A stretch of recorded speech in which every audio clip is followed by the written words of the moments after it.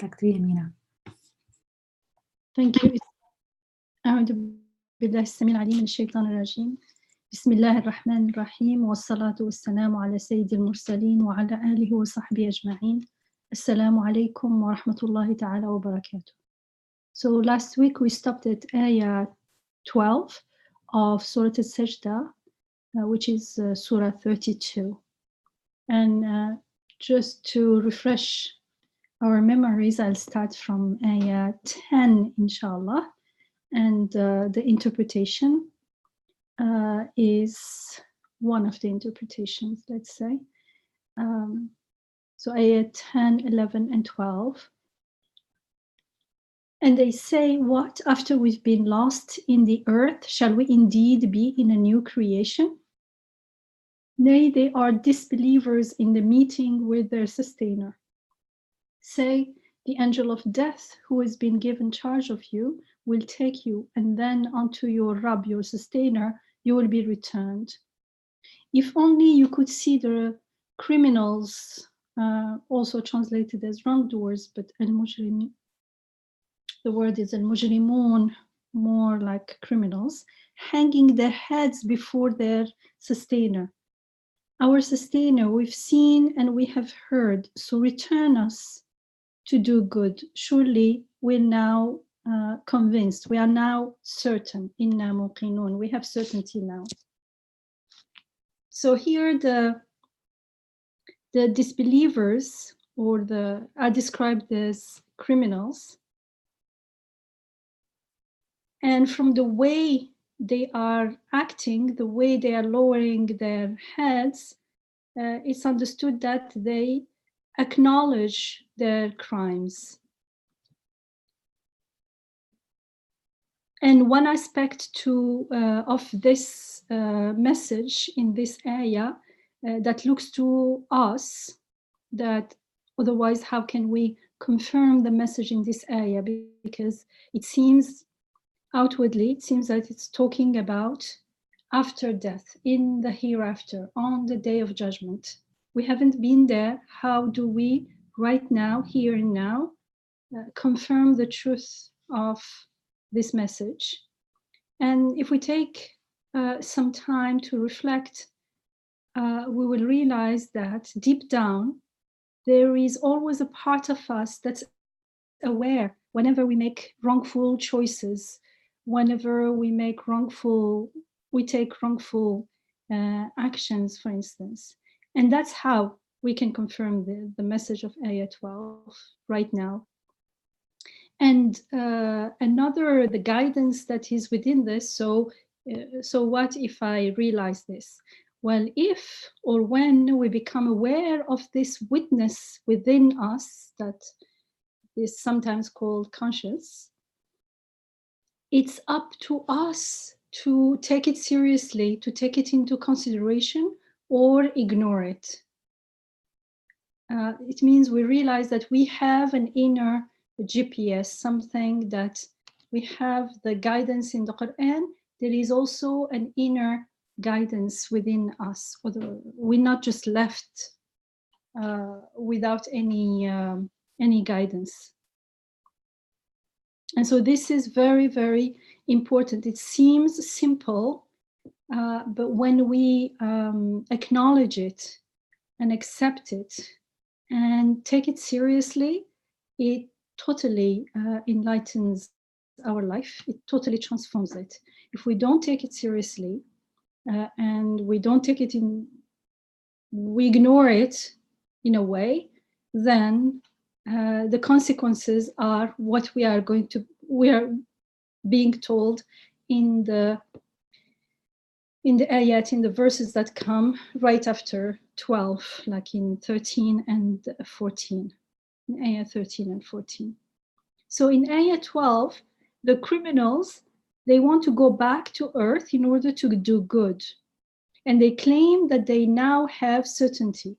Inna muqinun, we are certain, we are totally convinced, they said. And they say, farji'na na'mal salihan, return us, so send us back, and we will do good deeds, salih, amal salih. So once they claim that they now have belief and certitude because now they've seen it all,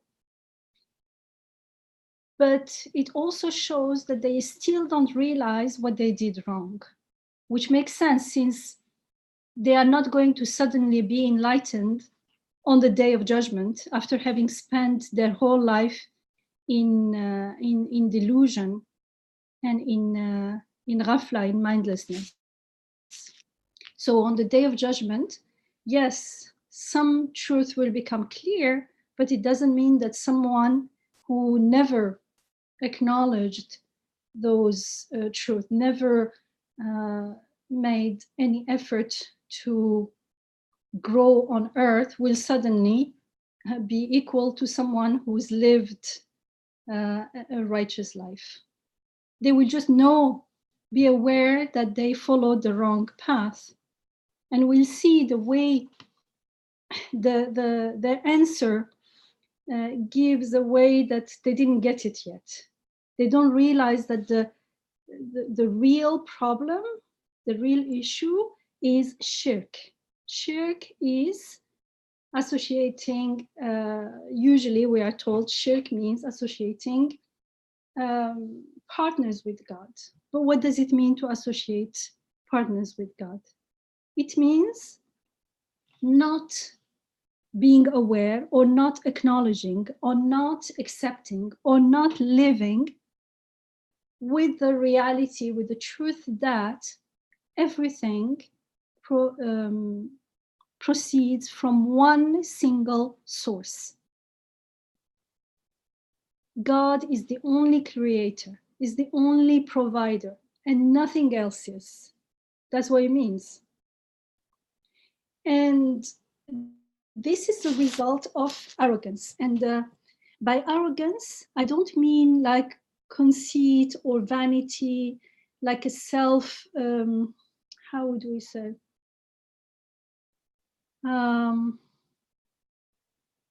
Like a sort of egomania kind of thing. Not in that sense. No, a disbeliever can have a low self-esteem and still be arrogant in this sense. So in this sense, it means he is in delusion, the delusion of being independent of his Rabb, his sustainer, the delusion that life is his to do whatever he wants with it, the delusion of being unaware of his inherent and constant connection and dependence on his maker, his creator, his sustainer, his provider. And even if he knows about this reality, let's go back to ourselves, he does not embrace this reality. Therefore, he does not act on it. So he is not accepting this reality of complete dependence on his Rabb is arrogance. It is a kind of delusion. Arrogance in the sense that we're not accepting the reality, living in an imaginary world. Trying to control everything, for instance, when in fact we cannot control anything. So here, and why is this important? Because when there is no arrogance, or to the extent that arrogance is, we let go of it, we become aware of that delusion and let go of it, because knowing, having the information is not enough. We have to intend and make a choice. That choice is momentous. It's very, very important, because it is after I choose to follow a certain path that that information becomes truly reality for me. So the less arrogance means even if we forget, and we do forget, and make mistakes as we do, we're more likely to remember.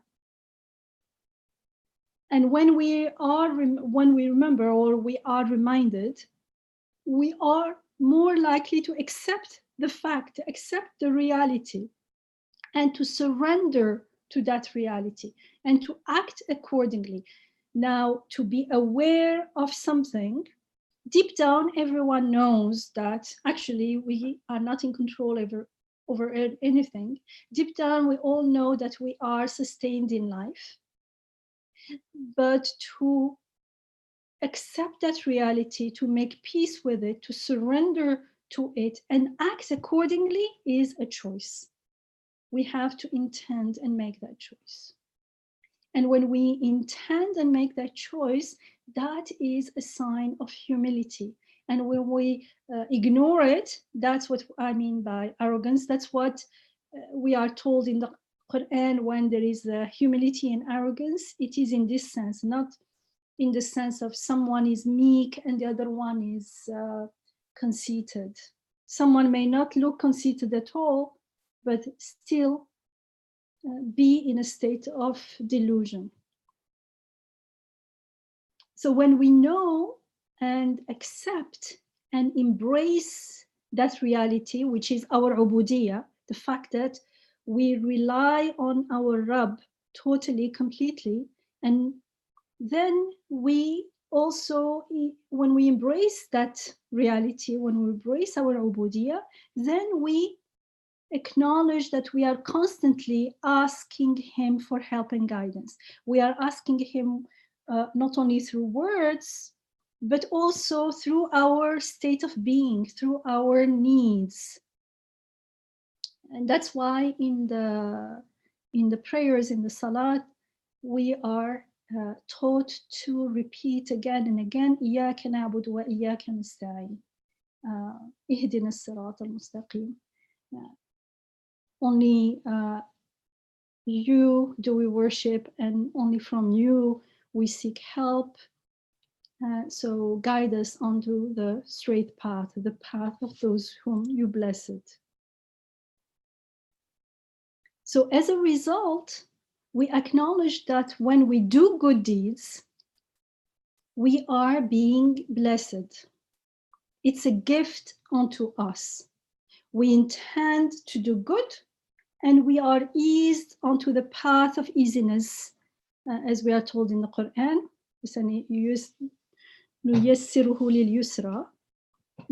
The path of easiness is the path of blessings, is the path of goodness, is the path of good deeds. And it means if we are aware of this, we are aware that the good deeds are a gift unto us. It's because we are aware that we are not the doers.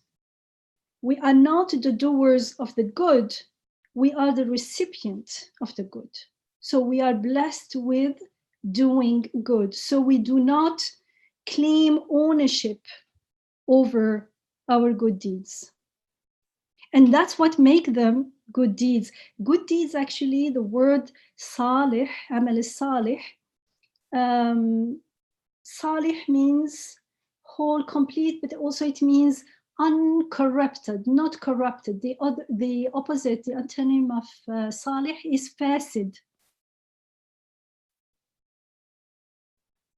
So here, what makes a good action, what makes a good action salih is the iman, is the ihsan, that mindfulness, that state of being abd, of being the recipient of divine mercy, divine blessings, when we are performing the good deed. So that good deed is performed in the name of God, of our Rabb. And that's what makes it whole and not corrupted with shirk.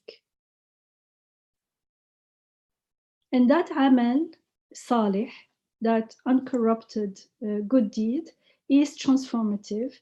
It increases our iman and it increases our ihsan. So why am I talking about amal salih or good deeds? It's because in ayah 12, the criminals say, فَرْجِعْنَا نعمل صالحا. So return us back or send us back, and we will do salih. We will do something good, but more than good, something uncorrupted, salih. Inna muqinun. So what does it say about their attitude? First, they figured out it's about good deeds. They went to they are now on the day of judgment. And as I said, we don't have to be in, we can confirm this because we have the witness and the judge within us, the representative of judgment within us, if we but reflect and listen. And so we know it's about good deeds. But the way they're saying it, it sounds almost like, okay, send us back. So when we go back, we can amass, we can accumulate enough good deeds, and then we'll be good to go to paradise. That's how it seems. So what's wrong with this perspective? This is a question.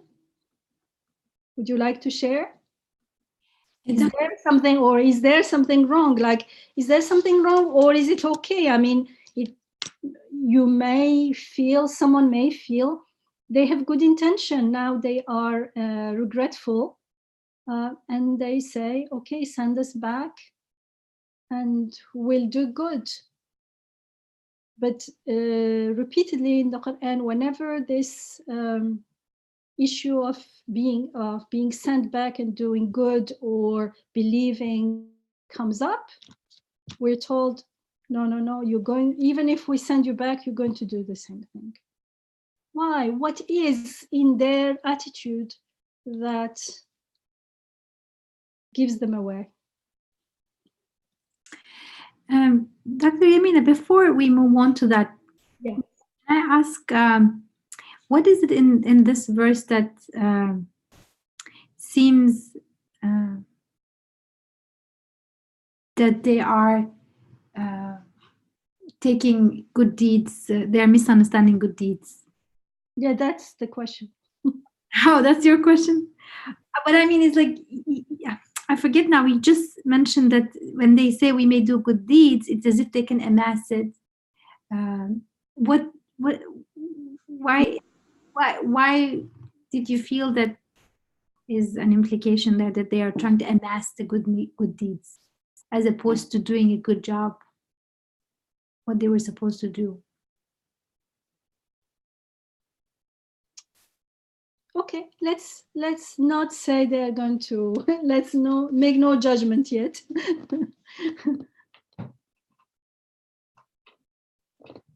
What do you think? I'm asking everyone, not only Isra. Perhaps they can't really do good deeds because they're still in the state of rafla and arrogance, so it's impossible. Impossible? Because I mean, it's more just out of will that they're doing that. Sorry, they are doing that because? They're doing that more out of just their own will, kind of ego, and it's just sort of done out of, in a way of arrogance. Yeah, is there anything in what they say? Send us back, we'll do good deeds. Is there anything here that may imply or indicate something like that? Yeah, I mean, it's sort of like send us back. Meaning it's not, they're not the recipients of it. They're sort of willfully saying, send us back, and we'll go forward enacting good deeds. But it seems somehow contrived. Do you mean like it feels like they still think they're the doers? Yeah, exactly. Yeah, thank you. That's a good point. Anything else? Thank you for sharing.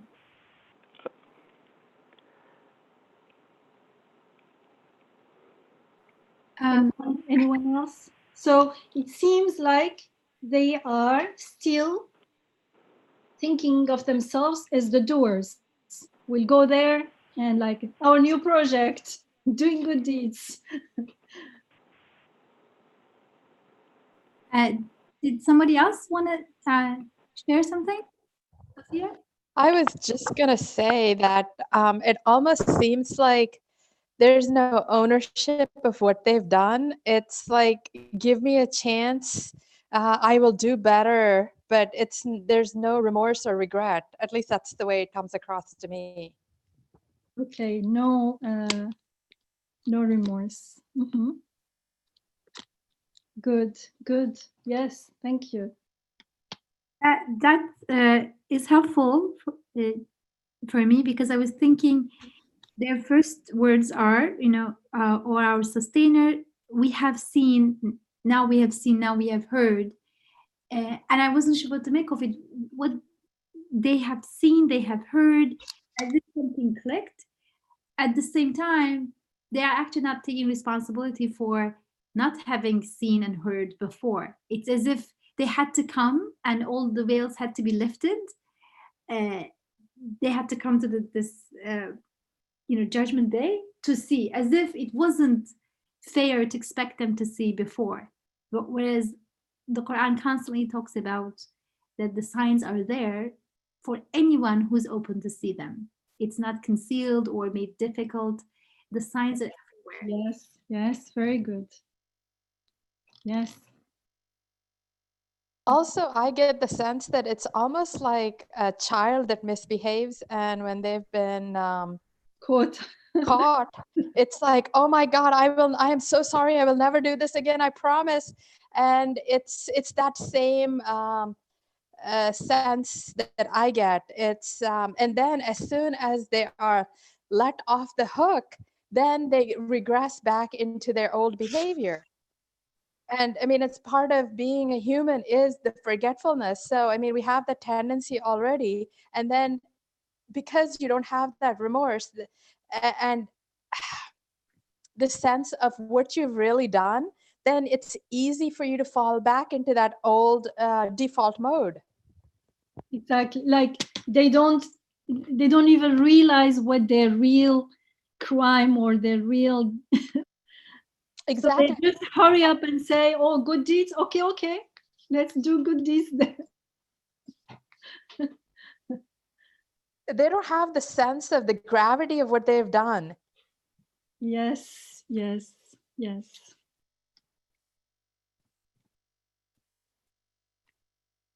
Good.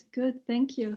And then the ending of the verse also says, now we are certain, inna muqinun. Yes. Like there's something there, like as if certainty is at the heart of the Quranic invitation, that we're called to certainty constantly. But there's something fishy about saying that I am now certain that, And so quickly. and after having all the signs, and then now there is no sign. It's true that they've seen and heard something, but we don't know what they made of it. And if you see something because there's no way to avoid it anymore, absolutely, then in a sense it's not really certainty. It's more like you couldn't escape anymore. And so, yeah, that's good. That's exactly what their situation is. They can't escape now. They cannot say there is no akhirah. They are in akhirah. So they say, oh, now we have certainty. But like, is that really certainty? Is in the sense of? Words seeing, we have seen, we have heard, we are certain. They still don't know. They know there is akhirah, but they don't know what akhirah is about yet. And all of these were supposed to be in the moment, subhanAllah, in that moment of this life, we are called to see, to look, to be certain. And somehow I get a sense it's now too late, simply because they insisted not seeing so long that now it's not even seeing. They say we saw, but it's more like it's a superficial seeing, because like and what does it mean for us right now? We may not deny something. We may not deny akhirah. That's not the same as belief. We may believe there is something akhirah, call it akhirah, whatever it is. There is something afterwards. That's one. That's a stage in belief, but it's not still certainty, because we don't know what it is about. We don't know how it relates to me here. I don't know how it relates to me here and now. So it's still vague, but they are so quick into saying, okay, like we're here somewhere, and they seem to be good deeds are important very quickly, as was taught before, like as a child who is caught, you say, okay, we got it. The way they are saying we got it with certainty makes you question, like, how come they lived all their life without seeing and hearing anything? Now they just went there and suddenly they have certainty, something. I'm sharing personally how I read. When I hear something like that, it makes me question. So it took me the whole, like, actually last week I had reflected on this and saying, like, how come, why are they saying this?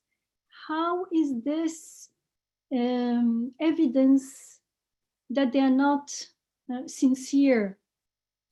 Well, there is the fact that they never said any words that they are sorry or any regret or something. But even if we say, okay, maybe they did not say it, but they have a good intention.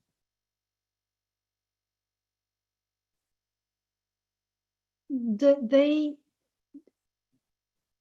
are sure that they will do good. I think that's what was told, shared in the beginning. They don't feel the need to be guided. They don't ask for help from their Rabb. If there was sincere, if they truly understand, if they had yaqeen, the first thing when you have yaqeen, you realize that I am abd and I can only do what is done unto me. I can intend, but I am not the creator. I am not the doer. I can only choose to accept the good that comes through me or stop it. But I am not the controller. I am only the allower. So the first thing, a sincere person we can understand from ourselves is you feel the need to pray for help. There is no need for, they are not asking God to help them to, if they truly understood their ubudiyah, then they would understand what akhirah really is. What they saw maybe, they see the punishment, they see the consequences, but they don't see really what's going on here. The truth, the inner reality of what's going on. And if it's about seeing and hearing superficially, that's why in this world they didn't believe, as though you have to see something to believe in it. When I see something, it's not believe in it. If there is a pen in front of me, it's a fact, and that's nothing to do with belief. Belief is when I reflect on the inner reality of something.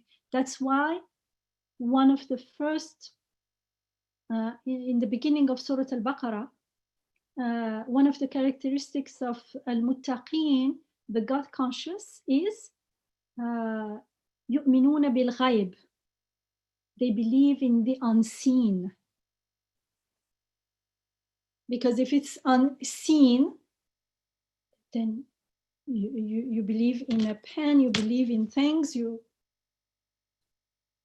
even things that are a step towards the unseen, like the relative unseen.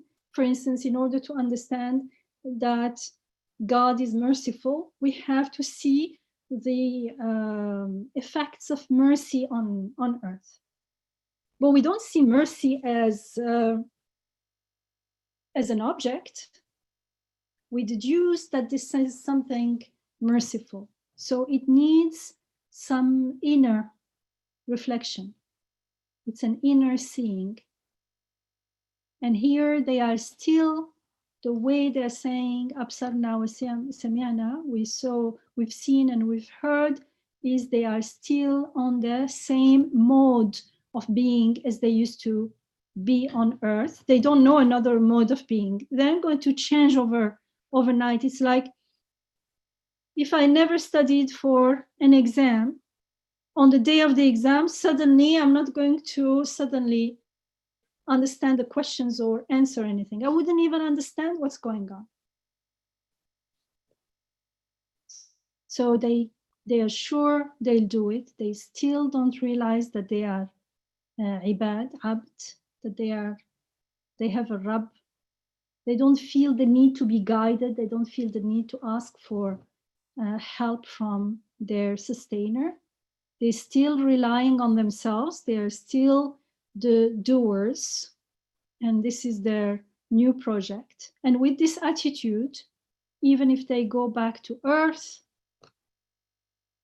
whatever we call this attitude is still ego-based, is still disconnected, it's still not based on ubudiyya, it's still unaware of the reality, it's still not taking responsibility for not seeing, not hearing before in life, and therefore not realizing that they're still not seeing and hearing truly.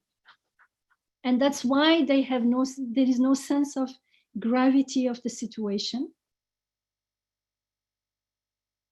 And they can say we are certain so lightly. So with this attitude, even if they go back to earth and manage to keep their words, what do you think would happen? What would they do? Even if they perform good deeds, will that take them to paradise? Let's say they feed the poor, they don't steal, they don't lie, they don't harm people, they don't, even if they do that, which is questionable, because with this attitude, they'll very quickly forget and go back to their old ways, as we're told in the Quran. But even with that, it is more likely that when they perform good deeds, this is going to increase their arrogance. And they'd feel that now God owes them paradise.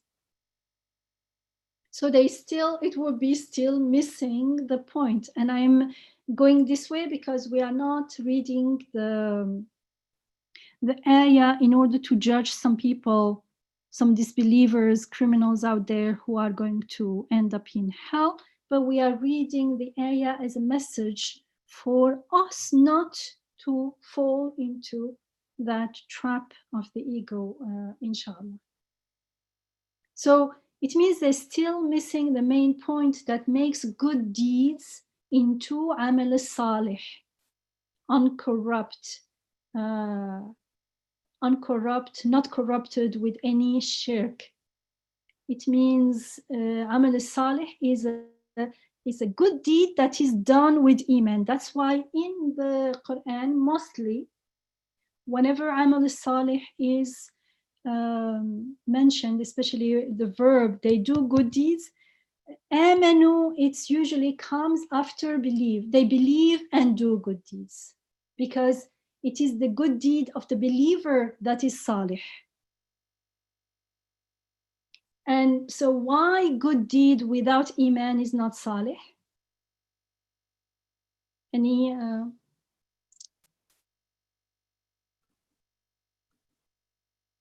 well, I said it is corrupted with shirk, but like, so what's it's still good deed. still feeding the poor and helping, and this is the best option I'm taking, like because we want to read it for ourselves, because with this attitude the arrogance can go so far as to really harm not only oneself but harm the world, other beings, not only human beings but other creatures too.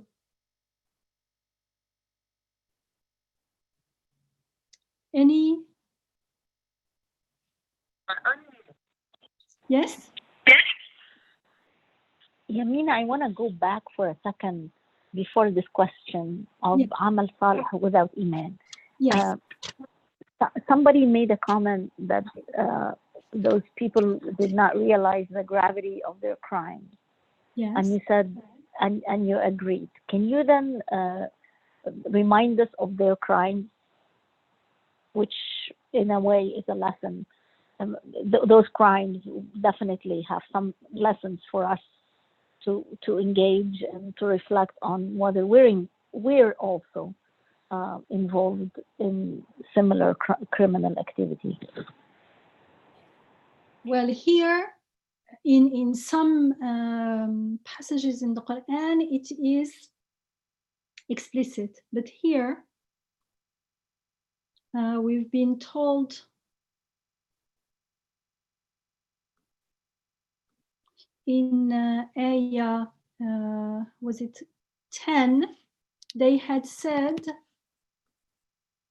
let me look at the ayat before as well, sorry.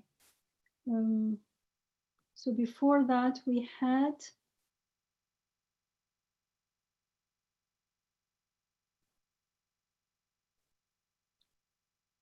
we were told who our Rabb is, how he created human beings, and then we have these people who say, after we have been, I think it was ayat 10. Dr. Yamina, before that, verse 3, for instance, they say this, we don't need revelation, this is all made up. That's how it started. Yes, true. Thank you. Yeah. So that's how it started. They say we don't need guidance. What does it mean that I don't need guidance? It means I know it all. I can figure out, I know what to do. I know what's right and what's wrong. And in ayat 10, after we've been told about how God created the earth and the heavens and how he created us, how he gave us seeing and hearing and all that. And they say, oh, after we've been lost in the earth, we shall be in a new creation. So they don't believe in this either. And we talked about how if someone thinks that when they die, they are going to end in the earth, it means they are associating with the body, they are associating with their material being. And we didn't really talk about the possible crimes of materialistic perception of the world. I'm not talking about perspective. I'm talking about perception. That's who we are. That's how we see the world. And you can go back all the way to war and all kinds of crimes are, at the end of the day, because some people who have no moral responsibility, because they think that all you have is this life and everything is material. They are material being and their happiness depends on material goods and power, and so it starts with, people can start greed. It starts at the individual level. It's going to be jealousy and greed and competing and and things like that. And when it comes at a bigger level, it becomes whole nations exploiting other nations, exploiting their wealth, their resources, their also having a whole systems to keep those people into that subjugated situation. Now, I'm not talking about individually. A person can, within that system, find their freedom, but it does not absolve the one who is using that system to enslave others or to exploit them from the responsibility of their crimes. So this is just to give an idea of how the crimes can be small, harming ourselves, and then as we harm ourselves, we harm others. For instance, it can start with something that looks innocent. We start cutting forests because we need furniture. I'm really now making it very simple. But if I think that it's all about me, and I don't like the table I have, I can throw it away. If I have the money, I can afford a new one. Yeah, but when I'm doing that, I don't realize what I'm doing. I don't realize that I'm actually contributing to destroying a whole forest. And you say, oh, forest, it's a tree. But now we know that everything is interconnected, and it's actually you're destroying a whole habitat for other living creatures. And this is the most innocent of things. Okay?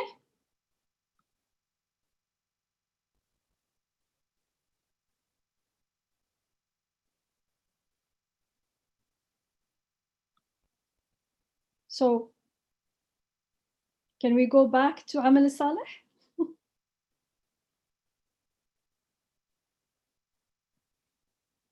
So I was talking about Amal Saleh. How is it that without Iman, how is it that a good deed is not Salih without Iman? Why is it that in the Quran there is an emphasis on belief and then Amal Salih? So I'm saying that when we say good deed, it's not completely conveying the message of or the meaning of Salih. So for instance, if I feed the hungry without acknowledging the true provider, is that Amal Salih?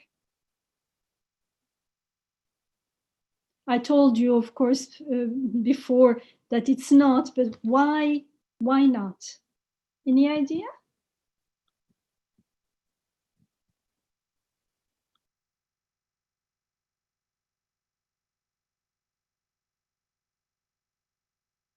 Isn't it that you're taking ownership of it? You're saying that this is coming from me instead of the action of feeding the hungry is something that has been divinely inspired versus you taking that action on your own?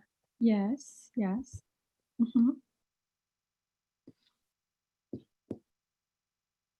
That's true. Anyone wants to add something to it? Assalamu alaikum. I wanted to add then, it's really about questioning, why do I do what I do, right? Otherwise, we can go on living in this universe doing whatever is it that we do, mundane things, without any, like having an ultimate purpose or end goal to it. Mm-hmm. So just like you're saying, any kind of good deed that we may go on doing, be it helping somebody or any gesture that we do, if it does not have any sort of connection or awareness within myself in terms of anything that pertains to like really my existence or the purpose of my existence, then everything becomes meaningless then. Yeah. So like really, why do I do what I do at the end of the day? Yeah, true. And I want to add to this that why do I do what I do is related to how do I do what I do. I am a why and how cannot be separated. The answer to why is in the how, and that's why in the Quran we are always asked how. Look at how the camels are created. Look at how God sends the rain, the water from the sky. Look at how things are being done. How, kaifa. Because only then we will have a true answer to why.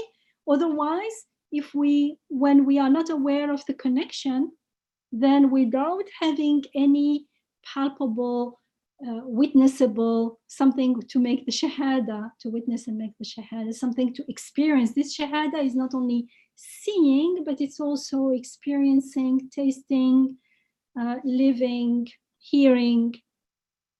When we don't have that how, when we don't witness the ayat, then the why may be filled in with answers that are correct, but that we never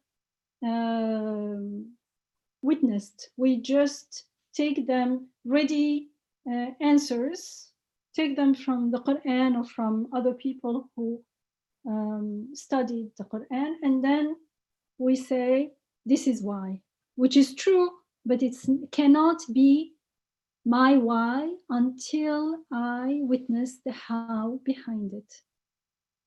And we can do it. Does it make sense to you? Oh, yes, that makes actually good sense. And it's a good point, actually, like questioning the how, like how is it that I'm experiencing this? How is it that I have this sense of helping someone? And then, Exactly. and then the why would make sense after that. Good. Thank you. Because then you start witnessing within you the coming of something from beyond, from the unseen. Yeah, and then the purpose in our life will be linked with our reality directly. So if I feed the hungry without acknowledging the true provider, it means I am either not aware of the true provider, or I know about him, but in that action, I forgot. Well, I said, is it amal salih? And I'm going to keep using the word in Arabic. Is it salih deed? Because I don't want it to be confused, because it's translated as good. It seems like, oh, feeding the poor, the hungry is not a good thing. It is good. It is better than not feeding them. It is better than, there is even worse, like there is not only not feeding people, but some people even steal their resources, their meals, their food, as I just shared after Maha's question. Like many so-called wealthy, powerful states, they are wealthy or powerful because they bully and exploit weaker nations, either directly or indirectly. They rob them, they end up robbing them of their riches. So feeding the hungry is more in agreement with the fitra. It is a good deed. Now we want to make it whole and uncorrupted with shirk. The fact that it is in agreement with the fitra is still not enough for this purpose.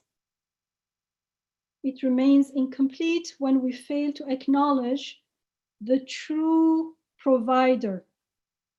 It means I did not pause and really ask, how do I do it? Why am I feeding the hungry? Because I feel an urge to feed them. Where is it coming from?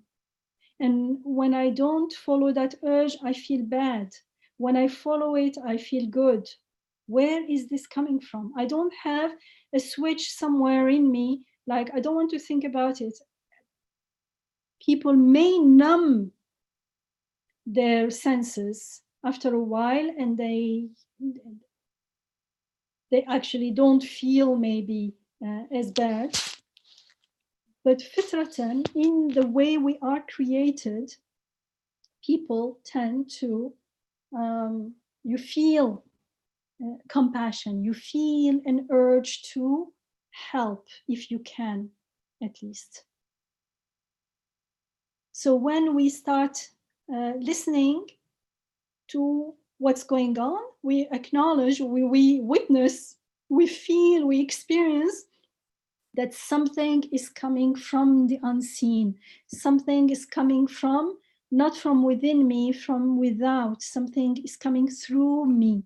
I am being urged. I am made to feed the hungry. I am not the feeder.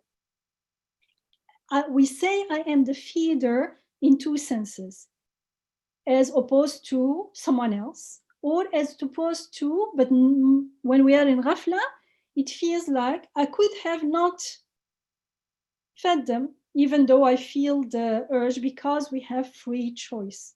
I could choose not to act on that feeling, on that urge, on that invitation. And just because I have that choice, I say, I am the one feeding. I am the one not only feeding, it feels like I am the one who is compassionate. I am the one who has that mercy.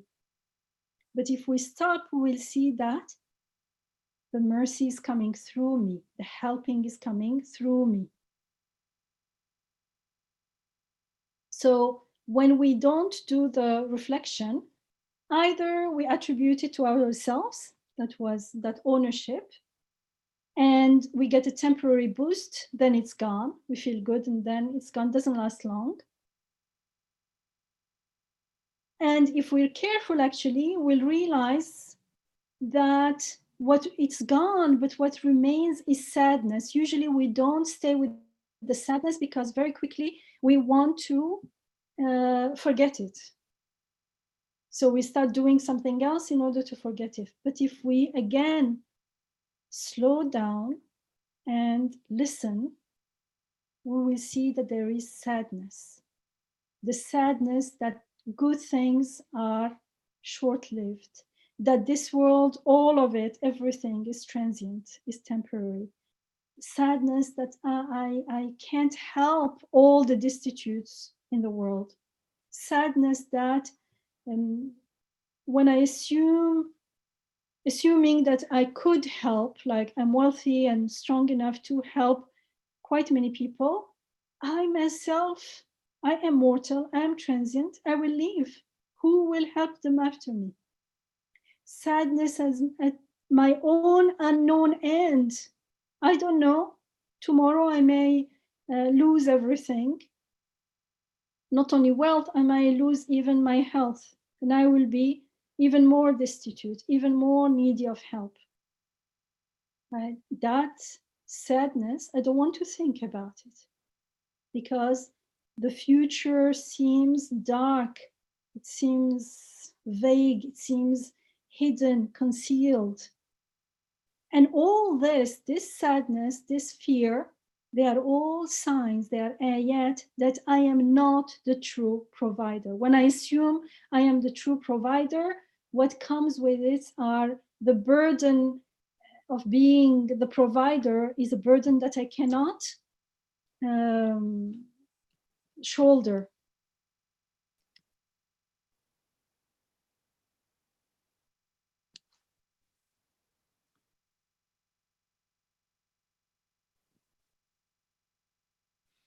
So if I have a good intention, if I'm doing the reflecting, I will realize that I am only a channel to the providing, to the feeding, to the compassion.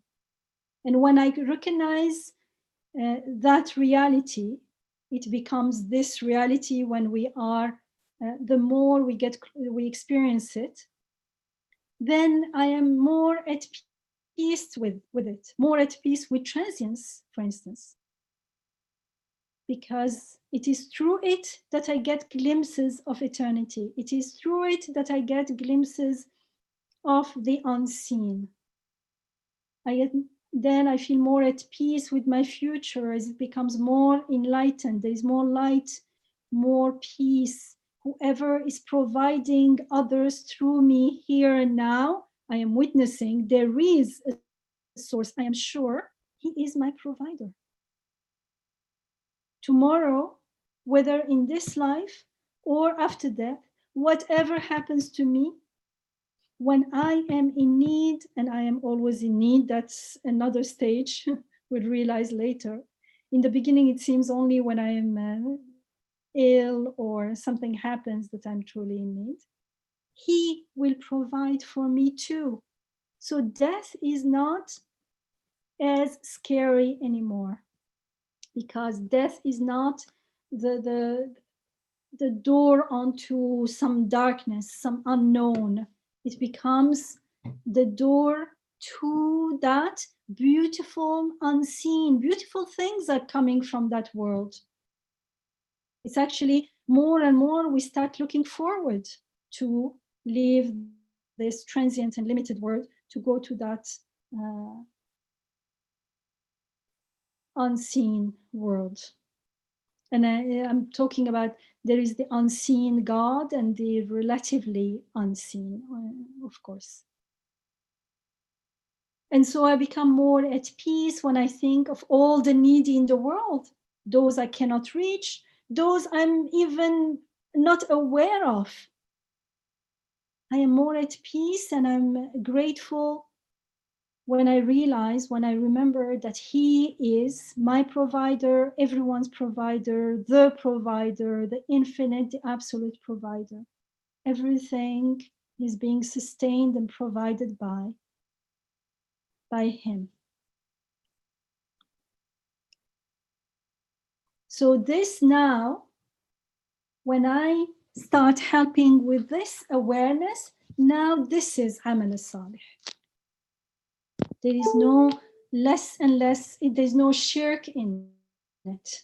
It is amal that opens up onto eternal goodness, onto akhirah, onto eternal paradise.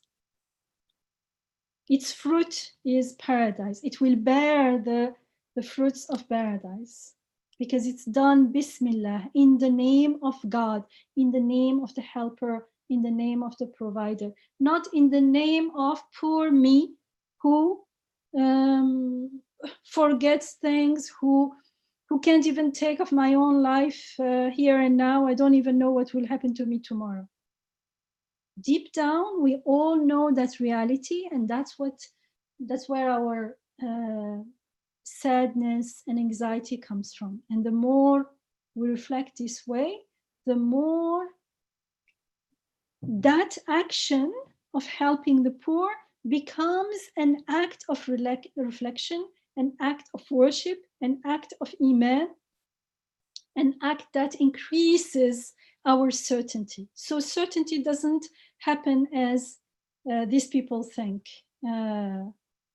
It happens just like send us back, we do good words, we saw, we heard, we now have certainty. Okay, we figured it all out. It's a process. In the next ayah, we are told in ayah 13, yet had we so willed, we could have given every soul its guidance, but my words have come true. I shall fill hell with jinn and humans together. And 14, we are told, so taste then, for your having forgotten the meeting with this your day. Truly, we have forgotten you. Taste then the lasting suffering for that which you used to do. So ayah, and the next ayat, 15 and 16, describe the believers. So for instance, in ayah 15, we are told, the people who truly believe, innama, in Arabic it's exception. Only these people are believers. The rest are not. That's how it's understood. The people who truly believe in our ayat are only those who, when they are reminded of them, when they're reminded of the ayat, they fall down prostrating and glorify their Rabb, their sustainer, with praise, and they are not arrogant. And the title of this surah, al-Sajdah, the prostration, comes from this ayah. And inshallah, I'll share the Arabic, the original. So it is sunnah to actually prostrate when we hear verses like this, ayat like this. So inshallah, we intend to make the sajda at the end, after we leave, inshallah. So we are told, إنما يؤمن بآياتنا الذين إذا ذكروا بها خروا سجدا وسبحوا بحمد ربهم وهم لا يستكبرون. So now back to 13, inshallah. So after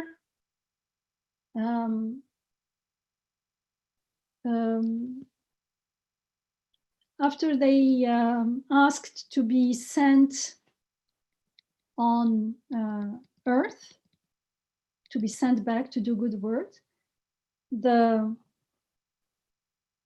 and claimed the disbelievers, or the criminals as they are called in Ayah 12, and they claimed that they are now certain, and they, right after we told, yet have we so willed, we could have given every soul its guidance, but it seems like it means we have not willed it so.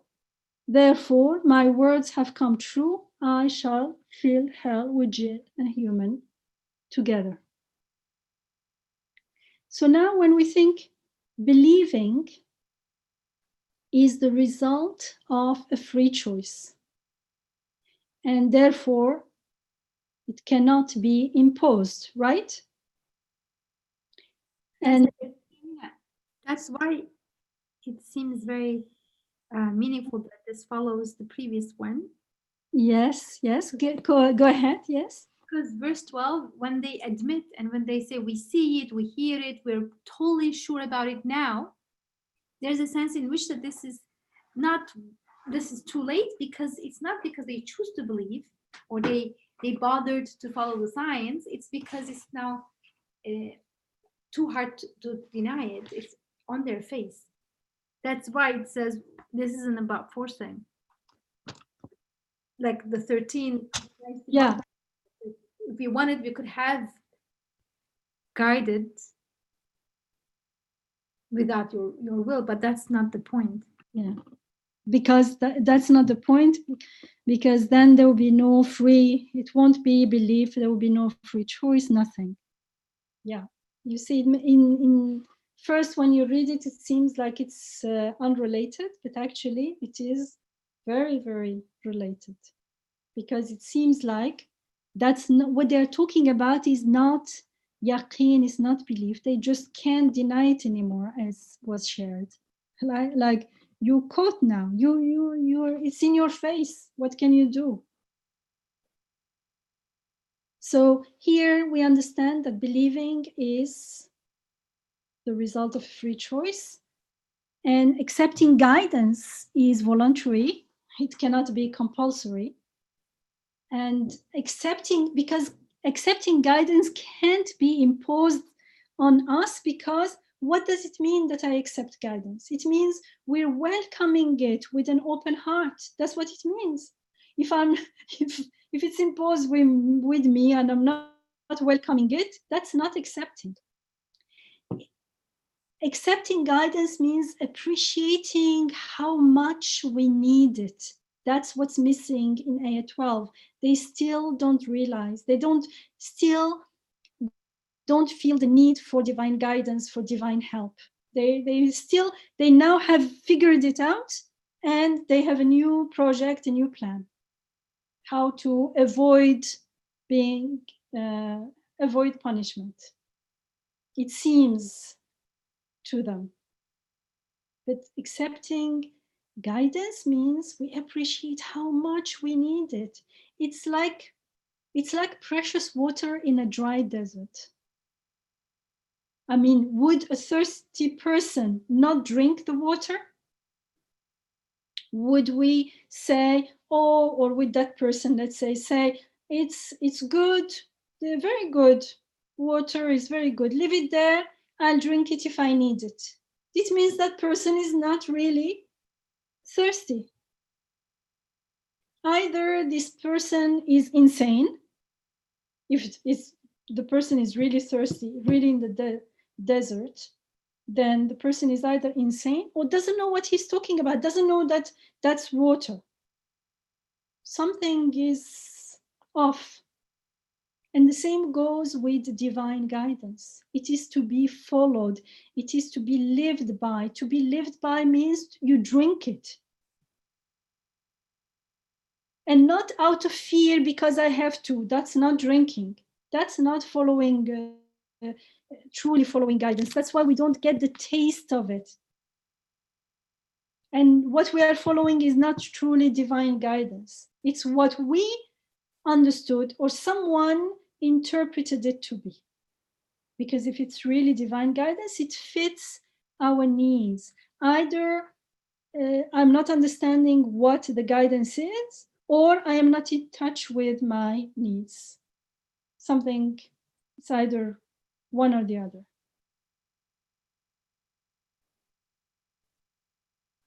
It has to be out of appreciation, out of longing, out of craving for it. And the result is deep appreciation. It is gratitude. It is fulfillment. It is peace. It's beautiful. So the fact that we are repeatedly invited to follow divine guidance is not because God needs us to do so. Hasha. And that's also explicitly told in the Quran. You are the one who needs it, not me. أنتم الفقراء إلى الله والله غني حميد. We need it. We need to follow the guidance. The guidance is sent as a rahmah, as a mercy to us. It is food for the soul. It is water, it's air for the soul. It is healing, we're told in the Quran. Shifa'un wa rahmatun. But to whom? Sometimes it says to the mu'mins, to the believers, to the Muslims, to those who surrender. And so it is out of mercy, out of compassion, that our merciful Rabb, our merciful sustainer, encourages us to seek his guidance, to follow it through the Quran, through our fitra, the way we are created, our nature, through the events in the creation. It is for our own good because we need it. And the fact that it is repeated only reflects how much we need it and how much we are oblivious, how much we forget, how much we spend time unaware. So we are like kids, we need to remember again and again, to be reminded, again and again. Well, to remember as well. But when we don't look at the situation from this perspective, it may, when we are in disconnection from who we are, and therefore we may not deny God, but we don't know him as our sustainer because we're not aware that we are being sustained here and now. We live in this bubble of illusion that the world is like stable, I'm always here, my life is like something that starts and ends, and I don't know when it ends, but like it's one big whole. I'm not aware of the flow of transience. Then from that perspective of disconnection, that perspective of ghafla, of heedlessness, it may seem like, why all this emphasis on accepting faith, following divine guidance? Okay, I got it. No need to repeat it again and again. Like, couldn't And sometimes, and I heard this, it was like teenagers telling me, like, couldn't God just put faith in the heart of people and that's it, no problem? Why is he making it like hard for us? Why didn't he just make us believers? And usually you can guess that who ask these questions, not those who are more inclined to surrender, but those who are more inclined to rebel. So you understand that it is not truly a question. It's not a genuine question. It's more like an expression of their unhappiness. They are unhappy because they see their life as a dilemma. There is somewhere in them that says there is something going on here they cannot deny, but there is another side that wants to ignore that reality. And so what they meant is, if God had made us believer, we wouldn't reject faith. And I remember having conversation, we say, okay, since you know that, don't reject faith then. And some would say, but I want to be free to live as I wish. So it means it's up to you. Why are you saying, why didn't God made me so I cannot choose what is best for me? That's what they're actually saying. So when I said, like, so you're making a choice, so why don't you make the choice that you think is better for you? They say, yes, but I wish I didn't have to make the choice. Why do we have to shoulder the responsibility of making choices? And of course, you can see the contradiction, the clear contradiction, because why do they want to, they have the dilemma, they want to reject, to maybe not reject, maybe more like ignore the path of faith, because they imagine that without faith, they will be free. So all this is for freedom, but then you tell me that why did God just make us believers? How can he just make you believer? Then you won't be free, but you say you're doing all this to be free. And of course, why all this contradiction? Because they started with false assumptions. Life is mine. I want to live as I wish to, but at the same time, now I learned that I am created. It seems it makes sense. I cannot deny it, but I don't want to live as God wants me to. That's how it seems from that perspective. It's not a need. We're not in touch with who we are. We're not aware that right here and now, even my breathing, my seeing, my life that I am building all those dreams on, my capital is not in my hand. It's not under my control. All that is like built on this illusion that life is mine. It's here always, and I have a plan on how to live it, or I figure it out. And so I don't feel any need for divine guidance. Where did this come from? So they don't see that life is a gift and I do have freedom, but it's not unlimited freedom. For instance, for the average person, I cannot harm life. I cannot harm others or myself. It's encoded in the way we are created in our fitra. And when we do, there is suffering, there is misery, there is despair, or at least a lack of fulfillment, a lack of joy. We can't have those two together. So there is a limitation already in our in the way we are created. So in this ayah, yet had we so willed, we could have given every soul its guidance. So we told that God, if he had wanted, wished, he could have given every soul its guidance. And mind you, hasn't he given every soul its guidance?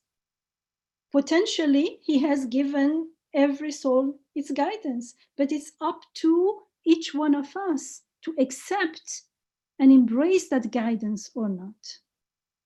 But then he says, but, so we have not willed that, we have willed, my words have come true, I shall. It means the one who does not accept its guidance, I shall fill hell with jinn and humans. And the jinn are like human beings, they have free choice. So it's the common things between these two groups is free choice. The angels are not included because there is no choice. So it is God's will that we are free to choose. And if it were imposed upon us, then that wouldn't be faith as we know it now. It wouldn't nourish us. We wouldn't grow through it. We've seen like how faith, iman, is given to us, for instance, through the feeding of the hungry, that reflection and that growing and that coming closer to who we are, closer to our Rabb, that embodying and experiencing the beautiful names of God and enjoying them, not only as I enjoy giving to other people, but that giving is itself an expression. It is what I'm tasting is not just helping people. I am tasting the name helper, the name provider. And so the taste is not only at the level of the ego, but at the level of the soul. It has more meaning, more purpose. It is more lasting because the action ends, but God, being the provider, remains with me. He is always providing for us in all kinds of ways.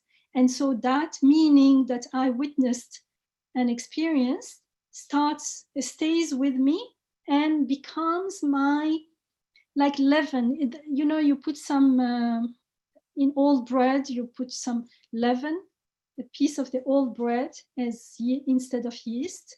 It becomes the leaven for our iman, our faith, and our ihsan to grow. But if it's just imposed upon me, it's not the same thing because of the way everything has been created and arranged and ordered. There will be no purification, there will be no improvement. We wouldn't be human beings as we are now, maybe something like angels. There will be no free will, no choice. So this ayah confirms again that if we don't follow divine guidance, again, for me, I am not reading it for what will happen to the people in Akhirah. We will see when we go there, but what is the most important thing for me is that this is guidance for me here and now. God is speaking to us now. So where is the guidance for me right now? So I don't fall into that situation, unwanted situation. And these kind of verses, I feel there is a lots of mercy in them because it reminds us of the gravity of what's going on. Something very important is at stake. Our happiness, our peace, our fulfillment here and now and forever, eternally. You have here and now and eternally together or none. But you say, but some people are fulfilled here. Yeah, but it's very short-lived. The fact that it is short-lived itself is unfulfilling and not satisfying. So inwardly, inside, deep inside, there is that the meaninglessness of everything is flowing, and we don't know where, and we have has no meaning. If it has no meaning, of course, if it has meaning, it's different. If it's not connected to its infinite source, then it becomes meaningless. So however beautiful it seems from outside, from inside, I don't have to be in that position to understand it. I can imagine it, and I will understand that it is not fulfilling. Yes, it is better than being disconnected and in more difficult situation. But at the end of the day, whether it's 1 year, 10 years, 100 years, at the end, it is all as if zero. Transience means nothing at the end. And deep down, the soul within us understands this, because the soul within us that has been breathed, was it 8 or 10 or 9, I think, God breathed of his own spirit within us, that the spirit within us comes from God, comes from the eternal, longs for eternity, craves for eternity. So there is no fulfillment apart or outside that connection to the eternal source. So this ayah confirms again that if we don't follow divine guidance, that divine guidance that leads to divine mercy, to divine blessings here and now and forever, because they're all together, we only have the here and now. And the here and now is either connected to forever, to the infinite source, or there is nothing. It's all like a mirage, as we are told in the Quran. So if we don't follow divine guidance, by default, remember I always say there is no neutral path. It's either or. وَهَدَيْنَاهُ النَّجْدَيْنِ, and we inspired you, we guide you to, when we created the human soul and guided it to the two paths. By default, when we are not following divine guidance, we are following the path of falsehood. And the path of falsehood always ends up in the lack of blessings. And the lack of blessing is, in a way, we can call it hell. Because we either worship God alone and we seek help from him, the one true God, the sustainer of all world, or we are always worshiping, or we worship and seek help from everything else, from created things. We make them into idols, they become our false gods. There is no worshiping. Everyone is worshiping, either worshiping the true God or false gods.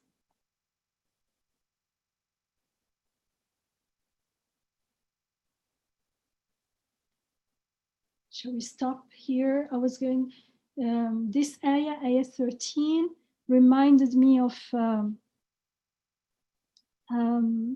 the first verses of ayah Shu'ara, which is ayah 26.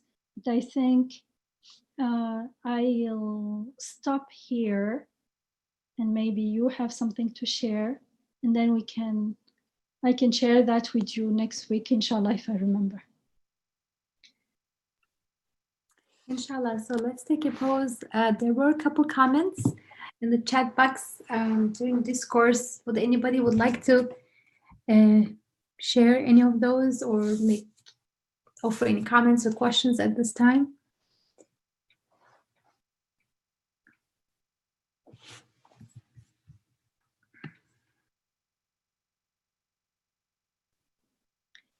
For instance, do you feel more and more that these ayat are not only telling us stories about the disbelievers in the hereafter? Some will go to hell, some will go to paradise, the disbelievers to hell, the believers to paradise. But these ayat are actually full of guidance for us here and now.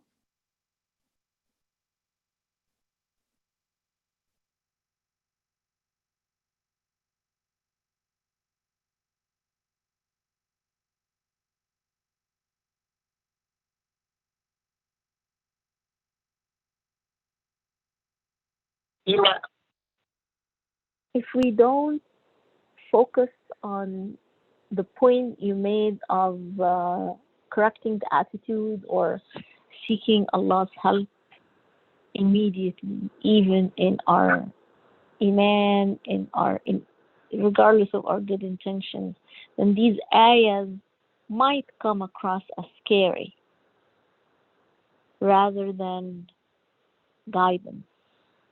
They might come across without the realization of we first step is we need to ask directly.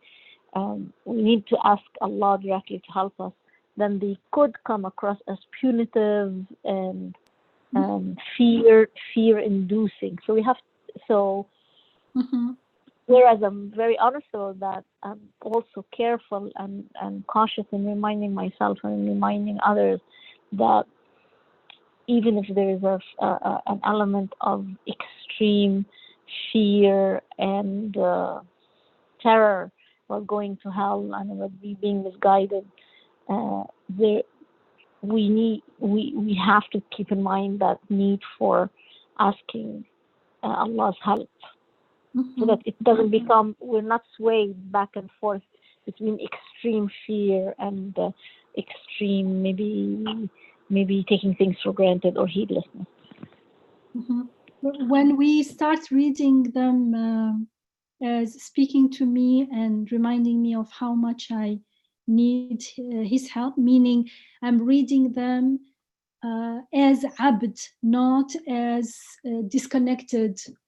There is this God out there, he created me the beginning of my life, and now he's asking me all kinds of things just because he created me. That reading is, well, I'm not reading the Quran there because I'm not reading, my Rabb is not speaking to me there. That's why here in many ayahs, it's all Rabb, not all, he's not always Allah, because we need to know Allah, God, as Rabbana. When we read it that way, actually, instead of being scary, I was thinking these days about this ayat and why is it so, as you said, like seems like isn't that a little bit too much? But I said, okay, Yamina, you look at your own life. After knowing all this, you still are not fully concentrated, fully, how do you say? Your life is not fully spent in the way I understand Ubudiyya is, right? How come? How come we forget so easily? It means I personally found out that I really need it, because how come we experience so many miracles, and I'm not talking about people who say, oh, it's a miracle, it is coincidence or something. We're talking about believers now, because this is speaking primarily to the believer. As a believer, and we see it as a miracle from God, as a miracle of his rahmah, of his power, and lo and behold, very quickly forget about it and live as if nothing happened. I mean, look at I don't know if you call it heedlessness, call it hypocrisy, call it whatever you want, but it's not only a matter of being reminded, because we also need to be, how do you say? when we are reminded, we also need to take the right action, the right attitude. And if we don't have it, it means we still do not truly realize the gravity of the situation. The gravity means what is at stake is something extremely important. I mean, look how much time we invest in getting a degree. We're not even sure it's really what we want. We're not even sure that's really the career we want. I know lots of people who have spent many years of hard work, for instance, in becoming medical and MD, and then changing career. So we spent all that time just to make a living. But when it comes to our eternal life, we don't seem to be as moved. Something is not quite, how do you say? Either we still don't realize really what's going on. And so I feel that this repeatedly, this emphasis, this description of hell, of the suffering, is, I personally feel more and more that I need it. I prefer to be reminded here, and inshallah, hopefully, it will fulfill its purpose, than going there and suddenly being like, how do you say? Badly surprised. How do you say badly surprised in a negative way? Shocked. Shocked. Yeah. Shocked. Shocked. Even shocked seems to me not strong enough word. Can you imagine you go there and you find out that you... Reality check. Yeah, but what a reality. Can you imagine if we go there and realize that I wasted all my life? I would really, really not want that. And especially those of us who are ambitious, we don't want to, we can say, it's okay if I get anywhere in paradise, but we also sometimes want, why not the best in paradise? The closest to we can to God. That opportunity is here, and there is no warranty that I have still 1 year to work on it. No, there's no guarantee. Today could be my last day, and I'm still acting as if I have forever to decide to work. It's like, shall I or shall I not? The nonchalance, the irresponsibility I see in myself, sometimes it scares me more than these ayat. Subhanallah. Thank you for sharing, Ma. It's true.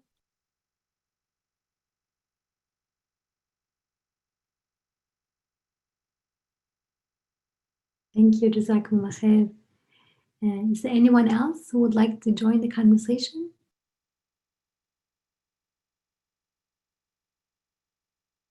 Any comments, questions?